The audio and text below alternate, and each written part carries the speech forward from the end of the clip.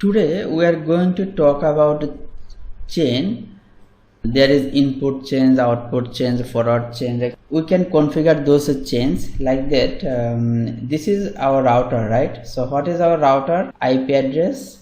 If we go to the IP address, then we can see 100.1 is our local IP address, right? So if we ping the IP address, ping 192.168.100.1, just press enter, you can see it's giving replay, right? So that we can think that our router is working as well as we are reachable our router, right? If any hacker try to ping your router, and if he or she can get replay, then he know actually what is your router status. So if you want to ping replay off, then you can easily configure it using MikroTik Firewall input chain. So how we can do it? Let's see. You can just go to the IP firewall, then filter rule, then go to the plus, then you can select chain equal to input.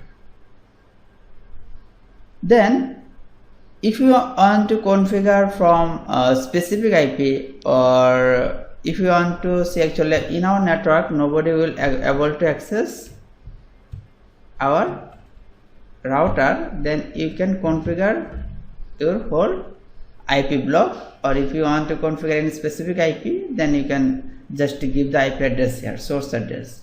Then go to the protocol, then you can select here ICMP. Then go to the action, then you can just select drop, then apply. Okay. Now if we try for ping the router, then you can see it's not working,